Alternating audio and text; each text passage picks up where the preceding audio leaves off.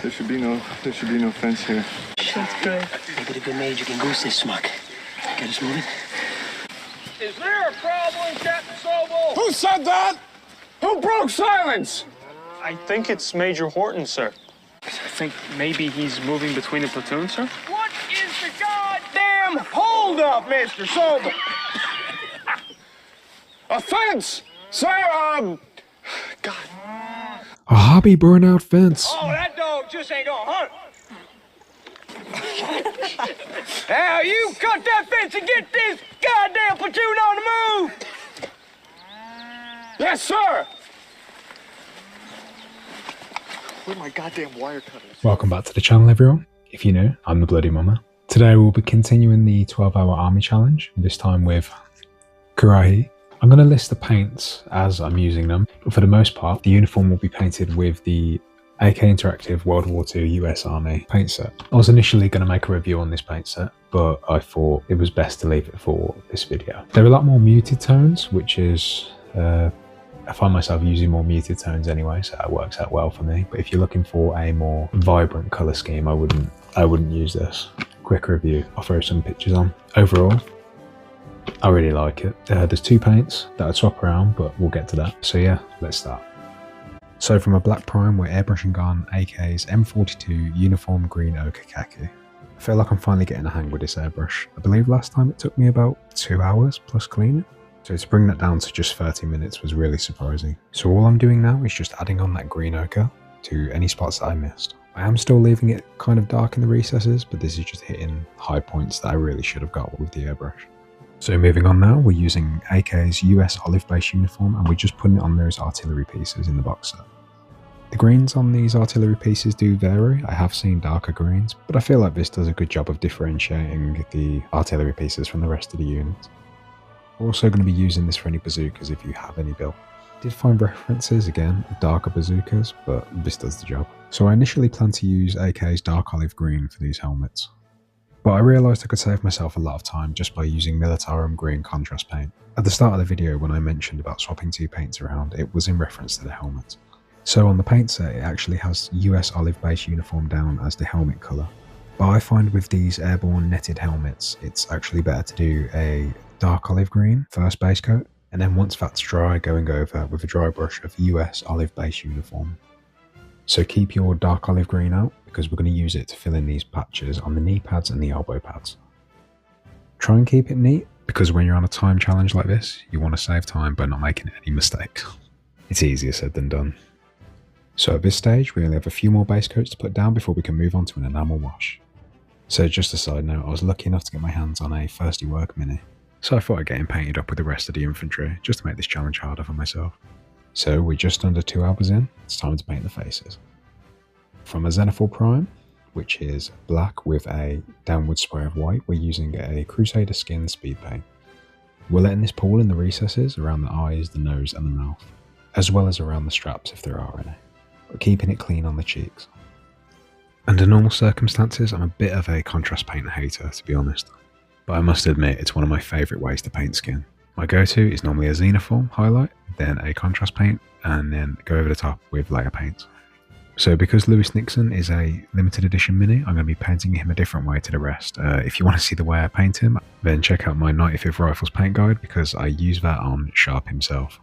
So just to save time, I'm painting every area with open flesh with flayed one flesh. If you want to add tonal differences in the skin tones, then that is completely up to you. But I'm just trying to save time wherever I can here. Remember to pick out all the fingers, even under the weapon, and the faces. Don't forget to paint the back of the necks as well. I've done that a few times myself, and I always feel like a right plunker after. At this stage, it was coming along nicely, and I felt like I had a lot of time left in the bank. So I moved on to getting those metallics painted. The metallics on the M1 Carbine and the M1 Garand both seem to be quite dark, as well as on the Browning, so I just used a Citadel's Iron Warriors for this. I'm not going to worry about shading this because we're going to hit it with an enamel wash when it comes to it. So my plan with this one was to recreate Private Leggett. I'm using Iron Hand Steel for the pistol. If you don't know who Private Leggett is, he's a character from the game series Brothers in Arms, and his death scene is responsible for scarring a lot of people's childhoods, including my own. You want me? Fuck Take me! Take me!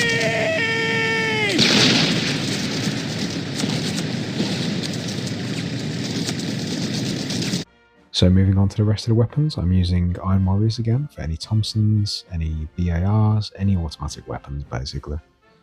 A bit of a side note, but I think Warlord are absolutely killing it with their new minis. I previously painted the new Soviets and I was pretty happy with them. Really happy with these ones as well. They're absolutely ace and full of detail, whilst also not being overbearing. We still have a few more paints to put down before we can do that enamel wash. And as you can see here, we're pretty good for time as well. It's time to use AK's canvas tone, and we're going to hit all the straps, all the backpacks and all the satchels. I feel like the AK paint set is more aimed at figure painters, more scale model painters if you get what I mean. Because normally in miniature painting you'd have a pretty drastic change in colour, but this is almost the same as the other green. And that's not a bad thing at all, it's just whatever you want to get out of your miniature painting. I suppose with painting bolt action and similar historicals, you kind of want to get it as realistic as possible, compared to something like Warhammer where you can have those drastic changes and not bat an eyelid. Before we move on, I just wanted to let you know what my plan was for this army. Basically, it's a D-Day Normandy landings force. We used a lot of inspiration from things like Band of Brothers. I wanted to try and get this uniform to look like it had been treated by CC2, but we'll get onto that. So before I put the heads on the rest of the minis, I just wanted to get all the shoes out of the way. Or should I say jump boots. And for that, I'm using AK's Leather Red Brown. I actually kind of enjoy painting all the shoes on an army, just because it's just easy. I can get a pretty chunky brush and just whack out everyone in a short space of time. So with just under 8 hours to go, let's start the enamel wash. Ignore the mistake in this scene. We're using AK's Streaking Grime, as well as some baby wipes, eau de la Sfina, and a lot of paper towels and latex gloves. It's a cliche at this point in the channel that I'm going to give it an enamel wash. So the next army challenge we do, we might not use it. Let me know how you feel about it in the comments. There is a French starter army, as well as the Japanese starter army, the new one, in my pile of shame, which I want to eventually make videos on. So if you'd like me to use shades or enamel washes, let me know. So once we've coated all the minis in Streak and Grime, we're going to use eau de la Sfina to clean it all up. You need to be very careful when using eau de la Sfina to clean off these spirits, especially if you haven't varnished it prior to using it. You want to be extra gentle, just so we don't remove any of the paint. This enamel is actually covering a few steps. We're using it for recess shading as well as for darkening the uniform, to give it that CC2 look. Like the previous 12-hour challenge I did, I'm filming this over the space of a weekend. Doing it this way allows me to use enamels, whereas in a standard 12-hour army painting challenge, I wouldn't have the time to let it dry. It's also more practical for me because I don't normally have 12 hours free in the day. So I want to get as many of these transfers on as I possibly can. But before I do that, I really need to get these heads on. I also needed to address the basing issue.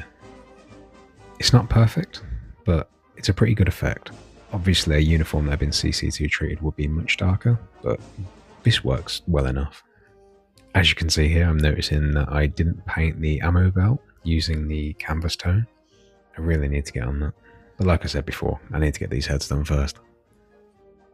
Because I was using contrast paints, I actually painted every single head inside this box and just picked from the best. I really wanted to get as much face paint on these minis as possible, but I really needed to find out how much time I had left, as this wasn't exactly essential to this 12-hour challenge.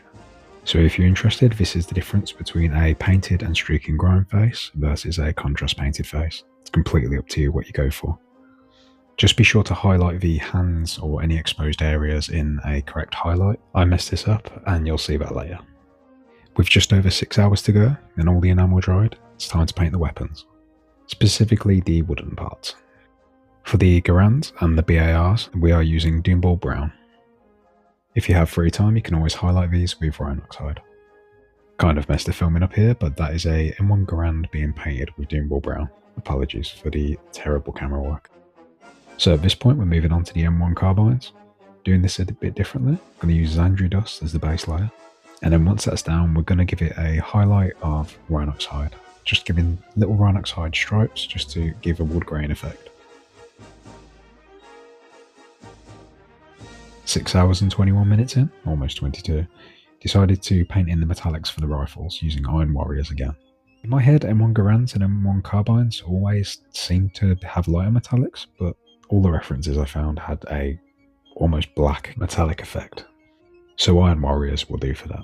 We can always tidy up the metallics with Doomball Brown after, don't worry if you make a mess like I just did. You can shade all these metallics with a shade of your choice, but I never went ahead with that. I think it looks alright as it is. Again, if you're following this as a guide, completely up to you. So at this point I used Brass Scorpion to paint any of the exposed bullets. Be sure to do this on any of the MG guns, any ammo crates that are open, and any of the reloading minis, as there are a few of them on this sprue. Again, try and be neat when you're doing this, but you can always highlight over the top if you do make a mistake.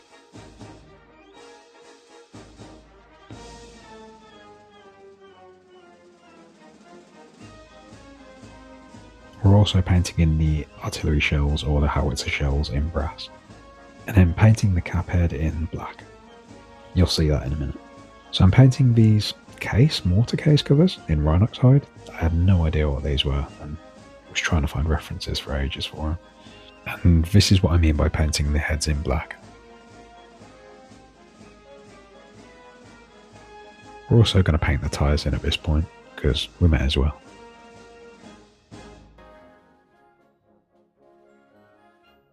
After you've painted all the tyres, we're going to be painting all the hair. The black hair at least. I'm going to show you a different way to do blonde hair. We'll come back and finish the black hair in a minute, but for now I'm going to show you how to do dirty blonde.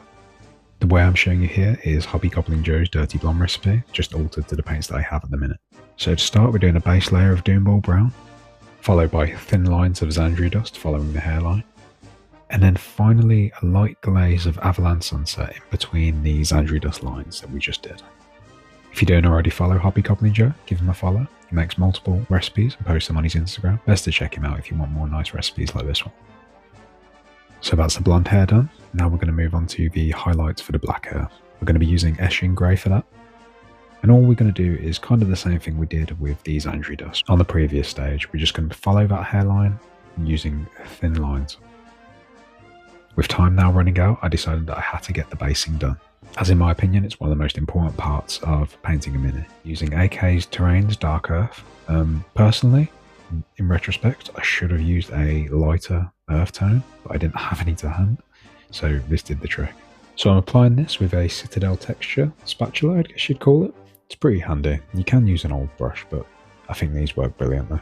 So after getting all the texture paint down, I decided to take a little break to stop me from making any more mess with the wet texture paint, and decided to have a look at how much time I had left. It took almost an entire hour to do. I really needed to pick up the pace after that. So now I'm going ahead with a Xandria dust dry brush on all the textured bases just to brighten up that earth tone. I think it's quite important to dry brush all your textured bases anyway, as they kind of look a bit flat if you just leave them as they are. And if you're semi-competent at dry brushing, like I am, you'll be able to do this in a matter of minutes. Don't worry about hitting the boots or around the trousers, we can just chalk this up to a dust effect. So now it's time to get the grass down. I'm taking some PVA glue and lightly watering it down with, guess what, water, and applying it to all the bases. I'm not covering the entire base with it, I'm just leaving random patches all around the base, leaving some of the dirt exposed. There isn't really a science to this, it's just leaving random patches everywhere, as you can see here. Just leave little patterns. And now we're just going to sprinkle some of AK's summer grass over the top. You'll have to use your fingers to break up the grass as it likes to clump together. Once it's on the base, push it down a little bit and then try and get rid of all the excess. You can do this by turning the mini upside down and tapping the base, or just going over almost dry brushing with a clean brush. You'll get what I mean when you get around to doing it. But as you can see, because we've left those patches, it leaves a nice scattered effect.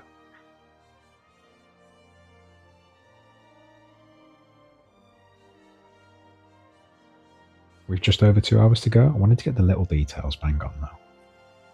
So to start with, we're going to focus on dry brushing all the helmets. And for this, we're using US Olive Base Uniform. You might not mind the difference in the helmets, but it was really bothering me as I was doing it, so I needed to get it done. Again, I know it's a tiny detail, but it's all down to personal preference. I would very much advise doing it on the minis that had a streak and grime wash over their helmets, as they'll be extremely dark in the recesses. Just over 2 hours to go, and I really wanted to get these decals on just to make the uniforms look finished.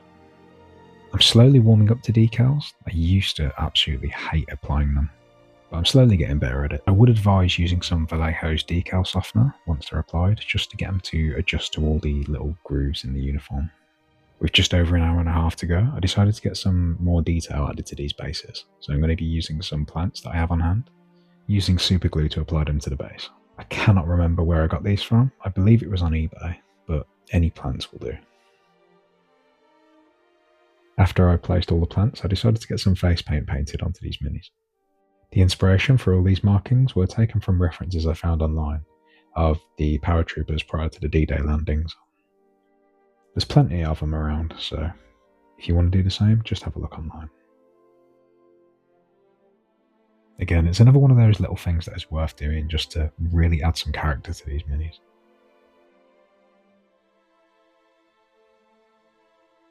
I was starting to feel the pinch now, and I basically decided to almost scrap the recording and try and get as many little details as I could. As you can see here, I'm painting in the, I guess you call it a bandolier? I'm not sure.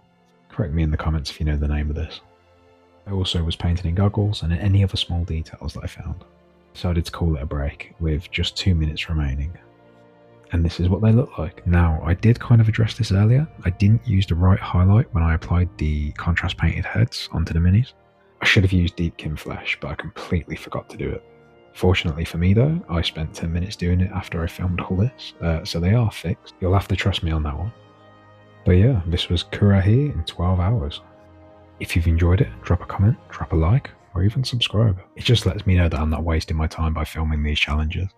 Like I said earlier, I have a Japanese army box as well as a French starter army, if you'd like to see them. Or if you'd like to see me tackle a box in 6 hours rather than 12, just let me know. As well as if you want me to carry on using Streak and Grind. I know not everyone's comfortable using it, so I don't mind making a hobby challenge where it's not used. And as always, I've been the Bloody Mummer, you've been wonderful, stay safe.